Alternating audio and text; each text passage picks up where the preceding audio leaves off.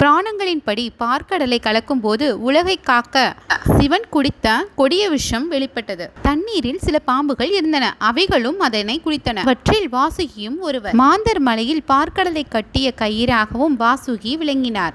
சிவன் இதனால் ஈர்க்கப்பட்டார். எனவே வாசுகியை கழுத்தில் ஏற்றினார். கொடிய பாம்பை ஆபரணமாக அணிந்த இறைவன் காலத்தையும் மரணத்தையும் சாராதவன் என்பதையும் காலத்தின் கட்டுப்பாட்டில் இருப்பதையும் குறிக்கிறது. ஒருமுறை பாம்பு இனம் ஆபத்தில் இருந்தபோது சிவபெருமானை அணுகினர். சிவபெருமானும் கைலாசத்தில் தங்க அடைக்கலம் கொடுத்தார். பாம்பு அனைத்து ஆசைகளையும் குறிக்கிறது. மேலும் தனது கழுத்தில் பாம்புகளை அணிவதன் மூலம் சிவபெருமான் தனது பக்தர்கள் அனைவருக்கும் அவர் அனைத்து ஆசைகளையும் வென்று பிரகிருதி அல்லது மாயா மற்றும் அதன் பல்வேறு சூழ்ச்சிகளின் முழு கட்டுப்பாட்டில் இருக்கிறார் என்று செய்தி தெரிவிக்கிறது. குண்டலினி என்று அறியப்படும் செயலற்ற ஆற்றலையும் பாம்பு பரிந்துரைக்கிறது. அது ஒருவருக்குள்ளேயே உள்ளது மற்றும் அனைத்து மனிதர்களின் மூலாதார சக்தியில் தூங்கிக் கொண்டிருக்கும் ஒரு சுருண்ட பாம்பாக விவரிக்கப்படுகிறது.